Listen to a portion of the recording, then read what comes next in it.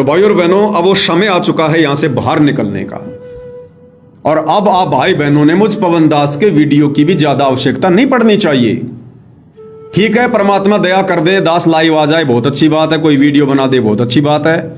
अन्यथा आप सभी भगत भाई बहनों ने अब अपने अपने स्तर पर, अपने अपने दम पर दृढ़ हो जाना है। आपने किसी पवन दास की या किसी पवन दास के वीडियो की या किसी भगत भाई के सहारे की जरूरत नहीं पड़नी चाहिए। एक समय तक जरूरत थी तो परमात्मा ने हमें आपस में जोड़ के रखा। अब यह भी तुम्हारी कोई परीक्षा हो सकती है, ध्यान रखना आगे, कि ये पवन दास की पूंछ को पकड़ के ही थोड़ा बहुत दृढ़ होके चल रहे हैं, या इनका खुद का भी अपना कोई बुद्धि विवेक सोच विचार है कि नहीं है। तो ये परमात्मा किसी भी प्रकार की परीक्षा किसी भी समय ले सकता है, ध्यान रख लेना। आपने किसी भी पवन दास की, किसी भी भगत की कोई आवश्यकता नहीं। आवश्यकता केवल अपने गुरुदेव की भक्ति की, और बाकी सारी चीजें आपको समझ में आई चुकी हैं। अब बाकी मालिक की मौज है, जब तक परमात्मा दास को सेवा में रखेंगे, दास आप भाई बहनों की सेवा में हाजिर रहेगा। लेकिन एक बात बता रहा हूं कि आसरे किसी के मत रहो, भरोसे किसी के मत रहो। हर प्रकार से आंख और कान खोल के चलो। अंधा विश्वास किसी पे मत करो, ब्लाइंड फेथ किसी पे विश्वास मत करो। केवल अपने गुरुदेव पे करो, अपने गुरुदेव की भक्ति पे करो। और ज्यादा किसी से बोलना, चालना, मिलना जुलना, चाहे भक्ति क्यों ना है, बिल्कुल बंद कर दो। ये भक्ति हमारी उसी समय बनेगी जब हम फालतू में भागना दौड़ना छोड़ देंगे।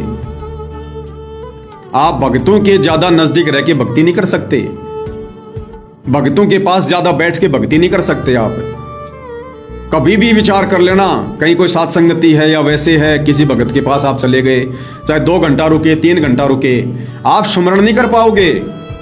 केवल आप जी वहां पर केवल महिमा कर पाओगे, चर्चा कर पाओगे, आप सुमरण नहीं कर पाओगे। तो ज्यादा भक्तों से मिलना जुलना भी जरूरी नहीं है अब इस स्टेज पर आकर, क्योंकि अब परमेश्वर ने सबको हर प्रकार से परिपूर्ण कर दिया। कोई काम है, आवश्यकता है, मिलो, फोन करो, आओ जाओ, उसमें दिक्कत नहीं है।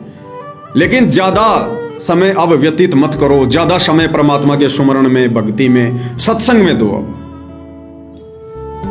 हमने अकेला ही जाना है और अकेले ही आए थे, भक्तों से ज्यादा मेल मिलाप नहीं, वरना फिर वो ममता धीरे धीरे, क्योंकि काल तो जहां मौका देखेगा जकड़ेगा, फिर वो ममता धीरे धीरे आपस में भक्तों में शुरू कर देगा। वो भक्तों का आपस में एक दूसरे का लगाव हो जाएगा। फिर हमने क्या खाक छोड़ा, फिर एक तरफ तो अपने बेटा बेटी का मुंह छोड़ रहे हैं, अपनी स्त्री का, अपने पति का मुंह छोड़ रहे हैं, और भगत भाई बहनों से हम चिपके जा रहे हैं। तो भगत भाई बहनों से मर्यादा में रह के जितनी आवश्यकता उतना संपर्क करो, उतना ही जाओ, आओ, मिलो, उतनी बात करो, हद से ज्यादा नहीं।